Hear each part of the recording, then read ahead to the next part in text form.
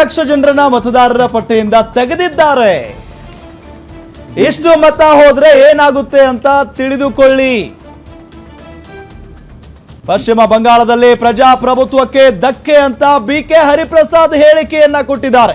93 ಲಕ್ಷ ಜನರನ್ನ ಮತದಾರರ ಪಟ್ಟಿಯಿಂದ ತೆಗೆದಿದ್ದಾರೆ. ಬಿಜೆಪಿಯವರು ದಕ್ಷಿಣ ಭಾರತದಲ್ಲಿ ಬಾಲ ಬಿಚ್ಚಲು ಆಗಲ್ಲ, ಉತ್ತರ ಪೂರ್ವದಲ್ಲಿ ಸಾಂವಿಧಾನಿಕ ಹುದ್ದೆ ದುರುಪಯೋಗ ಆಗಿದೆ, ದೇಶದಲ್ಲಿ ಪ್ರಜಾಪ್ರಭುತ್ವ ಉಳಿಸೋದು ಕಾಂಗ್ರೆಸ್ನಿಂದ ಮಾತ್ರ ಸಾಧ್ಯ, ತಮಿಳುನಾಡಲ್ಲಿ ಜೆನ್ಜಿ ಸೆಳೆಯುವಲ್ಲಿ ವಿಜಯ್ ಸಕ್ಸಸ್ ಆಗಿದ್ದಾರೆ.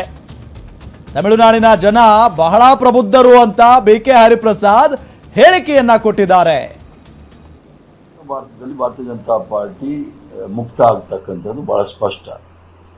ಉತ್ತರ ಪೂರ್ವ ರಾಜ್ಯಗಳಲ್ಲಿ, ಅದರಲ್ಲಿ ಪಶ್ಚಿಮ ಬಂಗಾಳ ಮತ್ತು ಅಸ್ಸಾಮಲ್ಲಿ ಡಿಲಿಮಿಟೇಷನ್ ಮಾಡಿ SIR ಮಾಡಿರ್ತಕ್ಕಂಥ ಚುನಾವಣೆ, ಅಲ್ಲಿ ಸಂಪೂರ್ಣವಾಗಿ ಅವರಿಗೆ ಬೇಕಾಗಂಥ ರೀತಿಯಲ್ಲಿ ಮಾಡಿರ್ತಕ್ಕಂಥದ್ದು ಬಹಳ ಸ್ಪಷ್ಟವಾಗಿ ಕಾಣ್ತಾ ಇದೆ. ಪಶ್ಚಿಮ ಬಂಗಾಳದಲ್ಲಿ ನಾನು ಅಲ್ಲಿ ಚುನಾವಣೆ ಪ್ರಕ್ರಿಯೆಯಲ್ಲಿದ್ದೆ. ಅಲ್ಲಿ ನೋಡಿದಾಗ ಅಮೆರಿಕಾದ 7 ಫ್ಲೀಟ್ ಒಂದು ಬಂದಿರಲಿಲ್ಲ ಮತ್ತು ರಾಫೇಲ್ ಜೆಟ್ಗಳನ್ನ ಅಲ್ಲಿ ಇಟ್ಟಿರಲಿಲ್ಲ.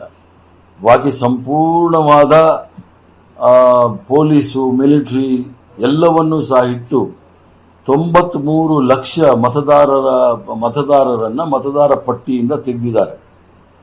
93 ಲಕ್ಷ ಜನ ಮತದಾರ ಪಟ್ಟಿ ತೆಗೆದಿರೋ ಸಂದರ್ಭದಲ್ಲಿ ಏನಾಗ್ಬೋದು ಅಂತ ತಿಳ್ಕೊಳ್ಳಿ. ಆವರೆಗೂ ಸಹ ಸಂಪೂರ್ಣವಾಗಿ ಸರ್ಕಾರಿ ಯಂತ್ರತಂತ್ರಗಳನ್ನು ಮತ್ತು ಸಂವಿಧಾನಿಕ ಸಂಘ ಸಂಸ್ಥೆಗಳನ್ನು ದುರುಪಯೋಗ ಪಡಿಸಿಕೊಂಡು ಅಲ್ಲಿ ಚುನಾವಣೆ ಫಲಿತಾಂಶ ನಾವು ನೋಡ್ತಾ ಇದ್ದೀವಿ. ಕೆಲಸ ಕಾರ್ಯಗಳನ್ನೆಲ್ಲ ಬಿಟ್ಬಿಟ್ಟು ಸರೆಂಡರ್ ಮೋದಿ ಅವರು ಮತ್ತು ತಡೀಪಾರ್ ಅವರು ಪಶ್ಚಿಮ ಬಂಗಾಳದಲ್ಲಿ ನಿಂತು ಸರ್ಕಾರಿ ಯಂತ್ರತಂತ್ರಗಳನ್ನು ದುರುಪಯೋಗ ಪಡಿಸ್ಕೊಂಡು ಗೆದ್ದಿದ್ದಾರೆ ಅಂತ ಹೇಳಿದ್ರೆ ತಪ್ಪಾಗಲ್ಲ. ಜನ ತಾವು ಚೇಂಜ್ ಬಯಸಿದ್ರೆ ಬಹಳ ಸಂತೋಷ.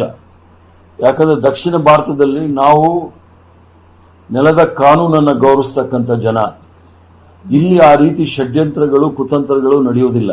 ಕಾಂಗ್ರೆಸ್ ಪಕ್ಷವನ್ನ ಮುಗಿಸ್ಲಿಕ್ಕೆ ಭಾರತೀಯ ಜನತಾ ಪಾರ್ಟಿ ಸಹಾಯ ತಗೊಂಡು ಮಾಡಿದ್ರು. ಈಗ ಭಾರತೀಯ ಜನತಾ ಪಾರ್ಟಿ ಅವ್ರನ್ನೆಲ್ಲ ಮುಗಿಸ್. ಆದ್ರಿಂದ ಏನಾದರೂ ಈ ದೇಶದಲ್ಲಿ ಪ್ರಜಾಪ್ರಭುತ್ವ ಮತ್ತು ಸಂವಿಧಾನ ಮತ್ತು ರಾಷ್ಟ್ರೀಯತೆ ಉಳ್ಕೊಳ್ಬೇಕಾದ್ರೆ ಅದು ಕಾಂಗ್ರೆಸ್ ಪಕ್ಷ ಮಾತ್ರ ಸಾಧ್ಯ. ಅದನ್ನು ಉಳಿಸ್ತೀವಿ ಅನ್ನೋ ಭರವಸೆ ನಮಗಿದೆ. ಆದ್ರಿಂದ ತಮಿಳುನಾಡಿನ ಜನ ಬಹಳ ಪ್ರಬುದ್ಧ ಮತದಾರರು ಸರಿಯಾದ ಒಂದು ಸಂದೇಶವನ್ನು ಕೊಟ್ಟಿದ್ದಾರೆ. ಇಲ್ಲಿ ಕೋಮುವಾದ ಮತ್ತು ಹಿಂದಿ ಹೇರಿಕೆ ಇವೆಲ್ಲ ನಡೆಯೋದಿಲ್ಲ ಅನ್ನೋದನ್ನ ಬಹಳ ಸ್ಪಷ್ಟವಾದ ಒಂದು ಸಂದೇಶವನ್ನ ಥ್ರೂ TVK, ಅದು ಅವ್ರ ಪಾರ್ಟಿ ಏನಿದೆ ಆ ಪಾರ್ಟಿ ಮೂಲಕ ಕೊಟ್ಟಿದ್ದಾರೆ. ದಕ್ಷಿಣ ಭಾರತದಲ್ಲಿ ಭಾರತೀಯ ಜನತಾ ಪಾರ್ಟಿ ಮುಕ್ತ ಆಗ್ತಕ್ಕಂಥದ್ದು ಬಹಳ ಸ್ಪಷ್ಟ.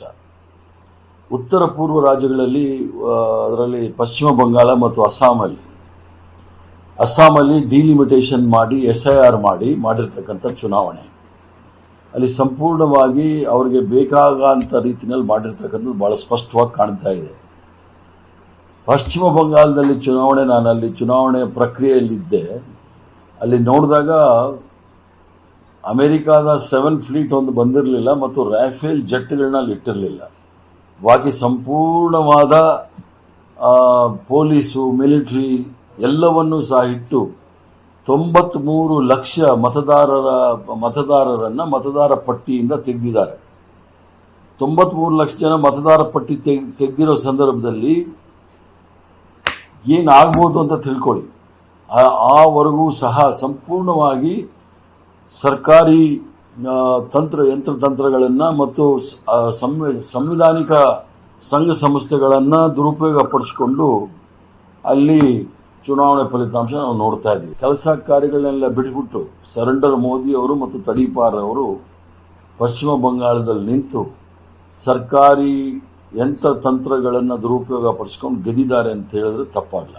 ಜನ ತಾವು ಚೇಂಜ್ ಬಯಸಿದ್ರೆ ಬಹಳ ಸಂತೋಷ.